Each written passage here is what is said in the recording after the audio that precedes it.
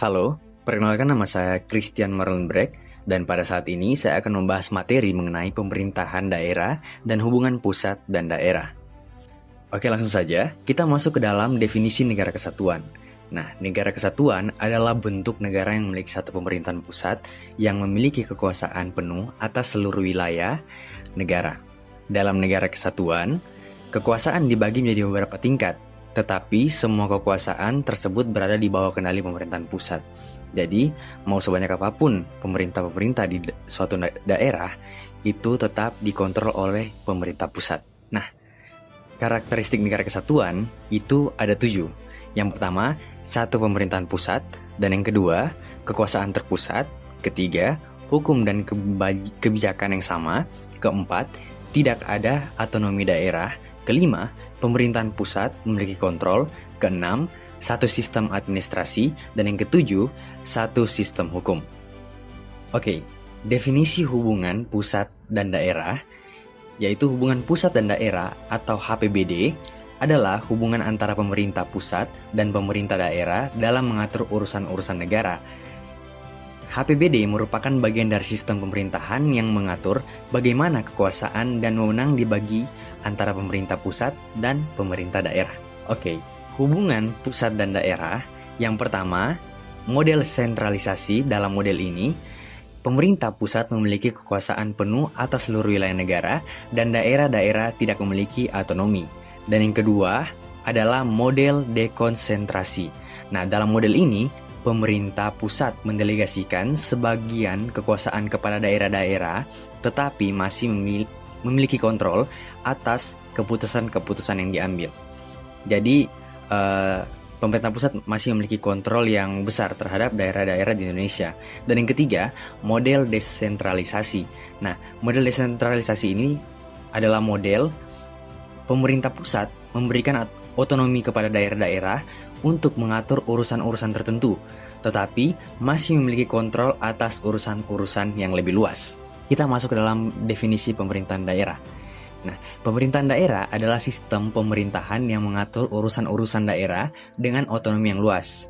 Nah, jadi pemerintahan daerah merupakan bagian dari sistem pemerintahan negara yang bertujuan untuk meningkatkan kesejahteraan masyarakat dan mempromosikan otonomi daerah. Jadi seperti itu. Kita masuk ke dalam strukturnya.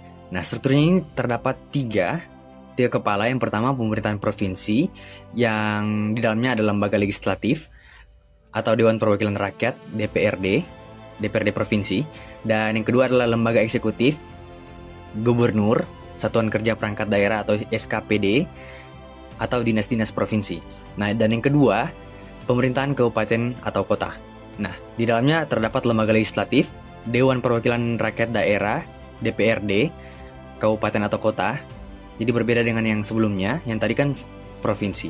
Nah, dan yang kedua adalah lembaga eksekutif, bupati atau wali kota. Nah, satuan kerja perangkat daerah SKPD juga ada, atau dinas-dinas kabupaten atau kota. Dan yang ketiga, pemerintahan desa.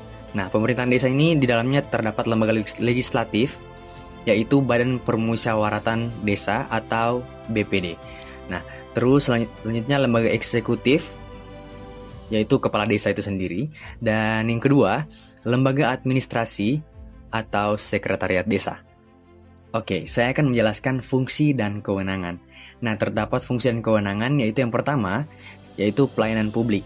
Nah, pelayanan publik ini memberikan layanan dasar seperti pendidikan, kesehatan, kependudukan, dan infrastruktur kepada masyarakat.